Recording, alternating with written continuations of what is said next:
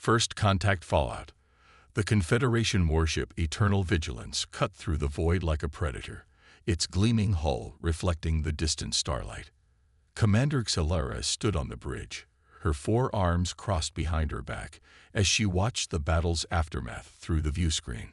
The rebel Raxus forces had been utterly devastated, their makeshift fleet now nothing but scattered debris across the Killorn system. "Victory is complete, Commander," her first officer Trull announced, mandibles clicking with satisfaction. "The rebels have been eliminated." Xalara nodded, her scaled skin shifting colors slightly with pride. The Galactic Confederation had maintained order across 17 species and 37 star systems for over 8 centuries. These occasional rebellions were merely the death throes of old thinking, primitive desires for independence that had no place in modern society. "Scan for survivors," she ordered, more out of protocol than mercy. The Raxus would be publicly tried and executed as an example. "Commander," the sensor officer interrupted, his voice wavering. "We're detecting an anomalous object at the edge of the debris field." Xalara frowned. "Define anomalous." "It appears to be a small vessel, but it matches no known configuration in our database." The bridge fell silent. In 8 centuries of Confederation dominance, every vessel, probe, and satellite had been meticulously documented. An unknown ship was impossible. "Bring it aboard," Xalara commanded. "Maximum containment protocols." 3 hours later, Xalara stood before a cylindrical chamber in the high-security bay. Inside floated what appeared to be an escape pod, primitive in design, constructed of materials that seemed laughably archaic. The science team had confirmed it contained a single life form. "Open it," she ordered. The pod hissed as its seals broke. Inside lay a bipedal creature, unconscious but alive. It had pink-beige skin, a head covered with dark filaments, and wore a tight-fitting garment with unfamiliar insignia. Most disturbing was how similar it appeared to the Galactic standard form. 2 arms, 2 legs, a head with sensory organs arranged in familiar patterns. Yet subtle differences marked it as something entirely other. "Species identification," Xalara asked her science officer. "Unknown, Commander. Its genetic structure matches nothing in our records." Xalara's scales rippled with disbelief. "Impossible. The Confederation has mapped the genome of every sentient species in the galaxy." "Not this one," the science officer replied. The creature's eyes suddenly snapped open, brown irises focusing with alarming speed. It assessed its surroundings, then locked its gaze on Xalara. There was no fear in those eyes, only calculation. "I am Commander Xalara of the Galactic Confederation," she announced as the translator implants activated. "Identify yourself." The creature sat up with surprising ease despite having been in stasis. "Captain Maya Chen, United Earth Defense Force." Earth. The word meant nothing to Xalara, yet the creature, the human, spoke with the authority of someone representing an established power. "Your vessel was found in Confederation space following an insurrection," Xalara stated. "Explain your presence." Maya Chen's expression remained neutral. "My scout ship was mapping this region when we detected the conflict. I was observing from a safe distance when my ship was caught in a radiation surge. I had to eject." She paused, studying Xalara. "I assume my distress beacon activated properly, or we wouldn't be having this conversation." "No distress signal was detected," Xalara replied. For the first time, something flickered across the human's face. Concern, quickly masked. "Then my people will be looking for me," Maya said. "It would be in everyone's best interest if you facilitated my return." Xalara's scales darkened with amusement. "You are in no position to suggest terms. You will be taken to Central Command for further questioning about this." "Earth. I advise against that," Maya said calmly. "First contact situations are delicate. My government has specific protocols. The Confederation does not recognize your government or protocols." Xalara interrupted. "You will comply or face consequences." Maya's expression hardened. Listen carefully, Commander. Humanity values its people. If I'm not returned safely, what comes next won't be diplomacy. The audacity stunned Stellara momentarily. Then she signaled her guards. Take the specimen to secure holding. Full biological assessment. As they led Maya away, the human looked back. You're making a mistake that could cost billions of lives. Remember that I tried to warn you. Chief Scientist Velk found the human fascinating.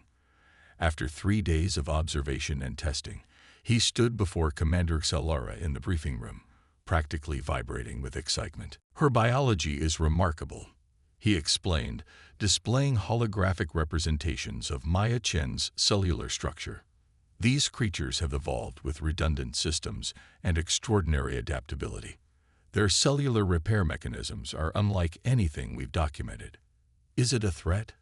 Stellara asked impatiently. Not directly, no. But there's something else. Velk's voice dropped. Her neural patterns suggest psionic potential, possibly explaining why our mind probes failed. And her musculature, while appearing weaker than our standard, operates with surprising efficiency. Has she revealed anything about her homeworld? Nothing useful.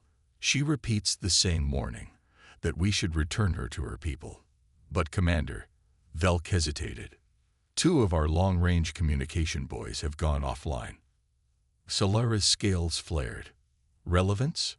The pattern of failure suggests deliberate interference, but using technology we can't detect. And there's been a repeating signal embedded in our low-band frequencies. When isolated, it's a mathematical sequence, prime numbers. You believe this is connected to the human. I can't prove it, Velk admitted, but the timing is suspect. Stellara dismissed the scientist and retreated to her quarters. Something about this situation disturbed her deeply. The Confederation's dominance had never been questioned, its technological superiority never challenged. Yet this human, with her primitive escape pod and confident warnings, had planted a seed of doubt. Her comm unit chimed urgently. Commander, the prisoner has escaped. Stellara rushed to the detention level to find 3 guards unconscious and the containment field disabled. Security footage showed Maya Chen systematically exploiting a weakness in the cell's power coupling, a weakness that shouldn't have been detectable without advanced scanning tools. How long? Stellara demanded. 17 minutes, her security chief replied. We've locked down all escape pods and shuttle bays. Find her, Stellara snarled. Now. But Maya Chen wasn't trying to escape.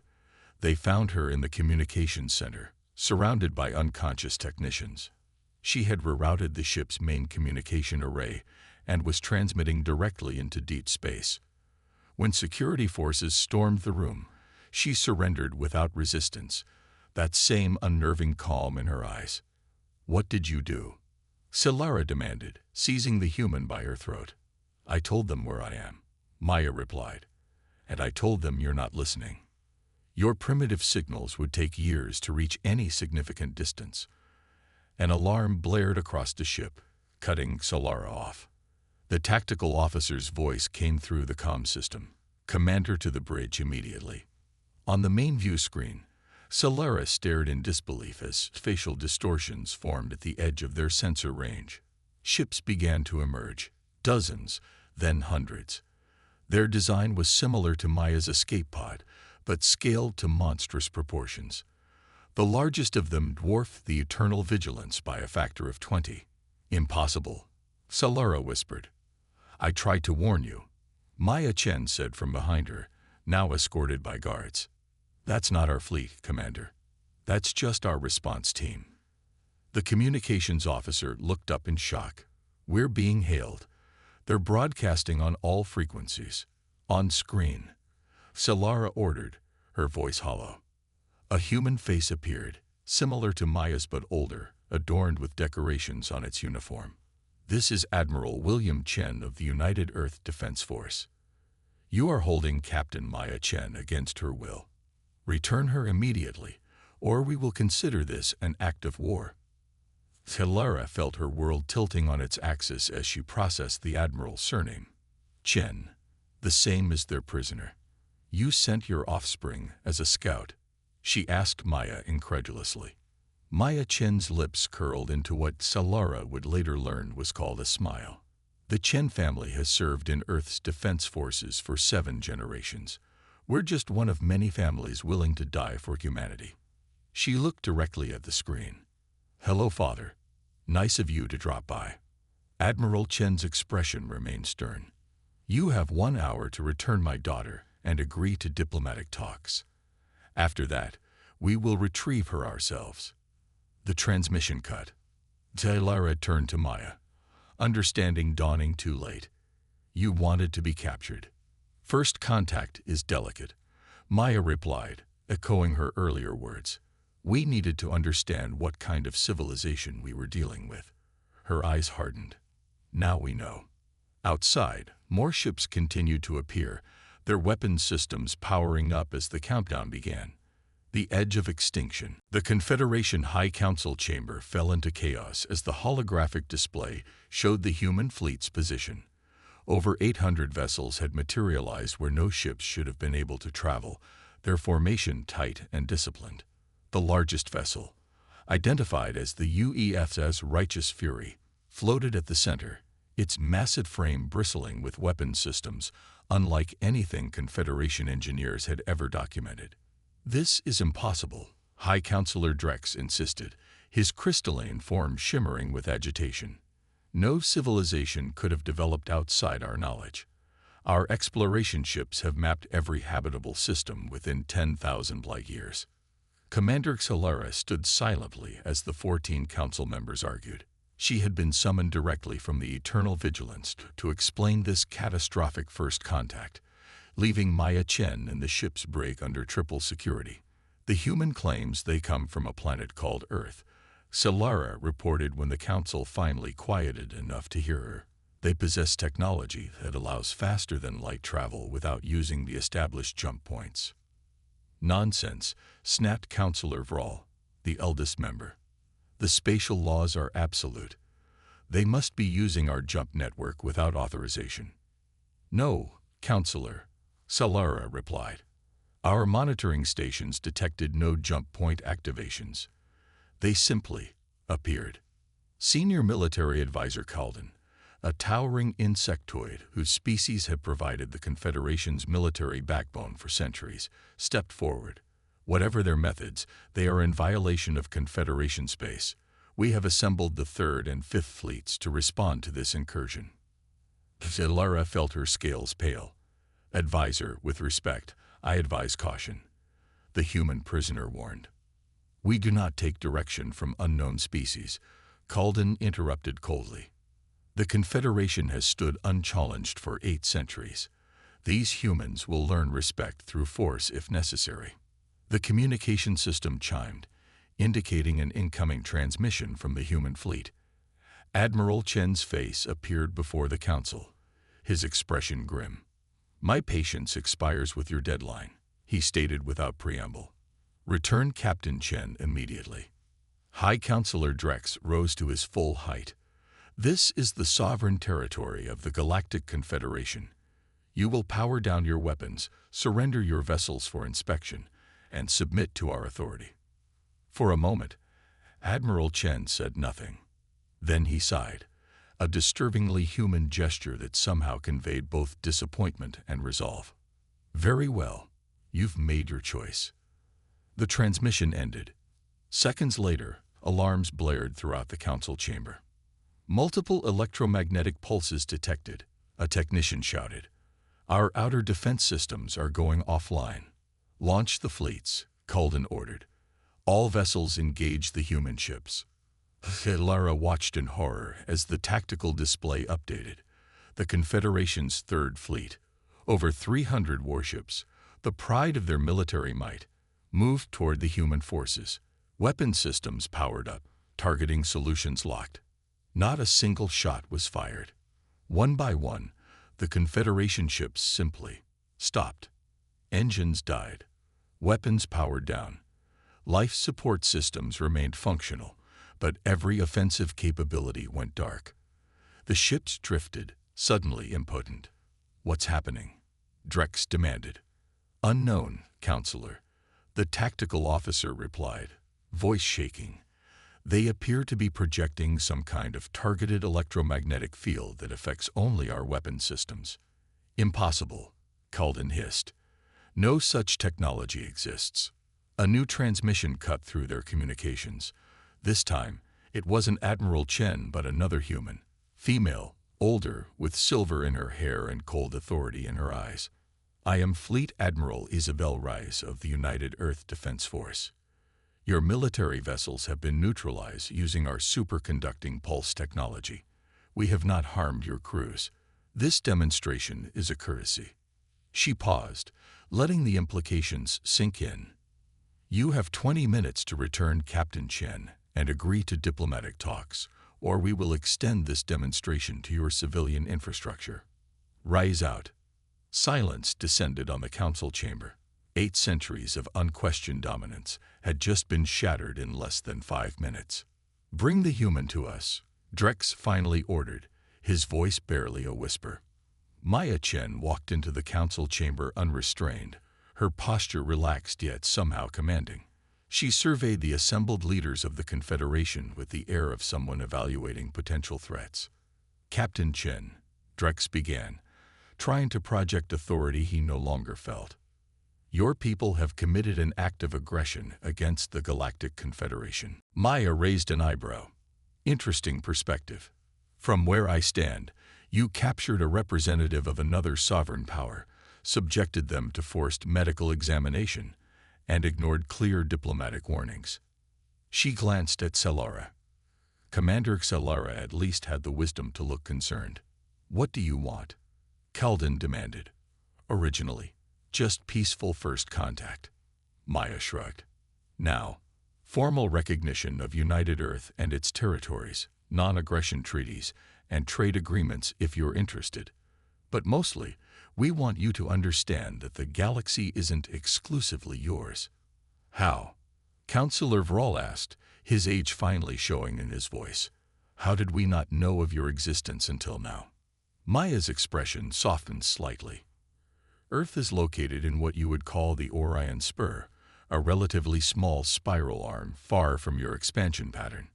We detected your communication networks 30 years ago, but chose to observe before making contact.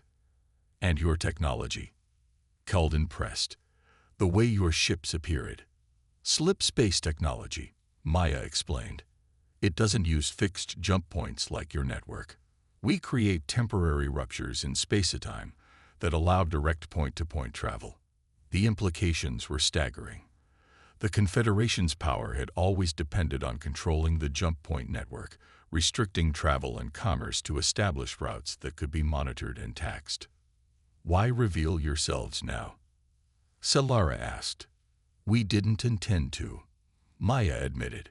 My scout mission was supposed to gather final intelligence before formal diplomatic overtures next year. When I was captured, she shrugged. Plans changed. The council chamber doors burst open as an aide rushed in. Counselors, we're detecting more spatial distortions, massive ones. The tactical display updated to show new readings, far larger than the initial fleet arrival. Whatever was coming through slip space now dwarfed the previous demonstration. What is this? Drex demanded of Maya. Your father agreed to wait. That's not my father's doing, Maya replied, her expression suddenly serious. Those are the actual battle groups. The room fell silent as the implications sank in. All this time, they had been facing what humans considered a mere rescue party. The view screen activated without being summoned. A new human appeared, older than Admiral Chen, with a face weathered by what Celara instinctively recognized as countless battles. This is Grand Admiral Helena Yao of the United Earth Combined Fleet. I have assumed command of this operation. Maya Chen straightened and saluted. Grand Admiral, I apologize for the complication.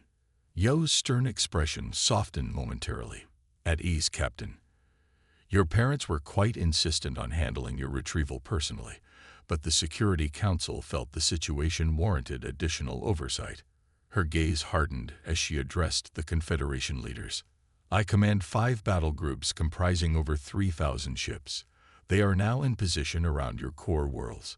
This encounter will end in one of two ways, with a new diplomatic relationship or with the end of the Galactic Confederation. You have 10 minutes to decide. The transmission ended, leaving stunned silence in its wake. Drex turned slowly to Maya. Your people would destroy an entire civilization over one person. No, Maya replied softly. We would destroy a civilization that believes it can kidnap, experiment on, and threaten our people without consequences. There's a difference. Alara moved closer to Maya, her voice low. How did humanity develop such force without being detected? The resources required. Necessity, Maya answered simply. Earth's history is written in blood, Commander. We nearly destroyed ourselves multiple times before we unified. When we reached the stars, we vowed never again to be vulnerable. She looked around at the council members. Humanity spent most of its history fighting. Itself, nature, disease, distance. We overcame it all. We built a civilization on a world that tried to kill us daily, survived plagues that wiped out millions, split the atom, and harnessed fusion while still confined to one planet. She pointed to the view screen showing the massive human fleet. That isn't just military might you're seeing. It's the legacy of a species that refused to die, no matter what the universe threw at us. We've faced extinction a dozen times and survived. You kidnapped the wrong species, daughter. 3 days later, Commander Xalara stood on the observation deck of the diplomatic vessel Concordat as representatives from 17 Confederation species prepared to sign the Treaty of Mutual Recognition with the United Earth Government. The human fleet remained in position, a constant reminder of the new balance of power. Maya Chen joined her, now dressed in the formal uniform of the United Earth Defense Force. Your council made the right choice, Maya said quietly. The transmission ended, leaving stunned silence in its wake. Drex turned slowly to Maya. Your people would destroy an entire civilization over one person. No, Maya replied softly. We would destroy a civilization that believes it can kidnap, experiment on, and threaten our people without consequences. There's a difference. Alara moved closer to Maya, her voice low. How did humanity develop such force without being detected? The resources required. Necessity, Maya answered simply. Earth's history is written in blood, Commander. We nearly destroyed ourselves multiple times before we unified. When we reached the stars, we vowed never again to be vulnerable. She looked around at the council members. Humanity spent most of its history fighting. Itself, nature, disease, distance. We overcame it all. We built a civilization on a world that tried to kill us daily, survived plagues that wiped out millions, split the atom, and harnessed fusion while still confined to one planet. She pointed to the view screen showing the massive human fleet. That isn't just military might you're seeing. It's the legacy of a species that refused to die, no matter what the universe threw at us. We've faced extinction a dozen times and survived. You kidnapped the wrong species, daughter. 3 days later, Commander Xalara stood on the observation deck of the diplomatic vessel Concordat as representatives from 17 Confederation species prepared to sign the Treaty of Mutual Recognition with the United Earth Government. The human fleet remained in position, a constant reminder of the new balance of power. Maya Chen joined her, now dressed in the formal uniform of the United Earth Defense Force. Your council made the right choice, Maya said quietly. Was there ever truly a choice? Xalara asked. Maya's expression remained neutral. There's always a choice. Extinction was one option. Adaptation was another. You chose wisely. And now?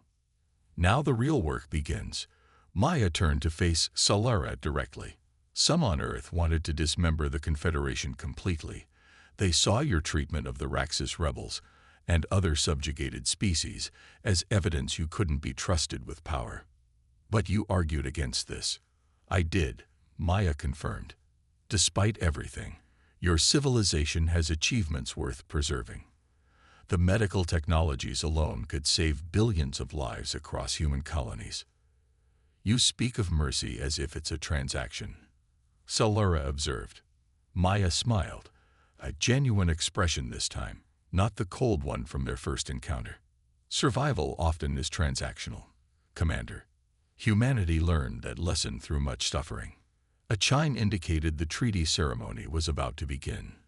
Before joining her delegation, Maya handed Salura a small device. "What is this?" the commander asked. "Coordinates," Maya replied. "To Earth," a gesture of trust. Salura's scales shifted in surprise. "After everything that happened, you would reveal your homeworld's location." Maya's eyes held a mixture of warmth and warning. "Consider it both an invitation and a reminder. Earth welcomes visitors, but only those who come in peace." She smiled again.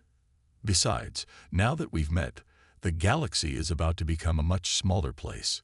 As Maya walked away, Salura contemplated the device in her hand. For 8 centuries, the Confederation had believed itself the pinnacle of galactic civilization. Unchallenged, supreme, eternal. One chance encounter had shattered that illusion forever. She watched as the human representatives took their places at the treaty table, their posture relaxed yet vigilant. Outside the viewports, the massive human warships floated in formation, a silent testimony to a species that had clawed its way to the stars through sheer, stubborn will. Humanity had arrived on the galactic stage, and nothing would ever be the same again.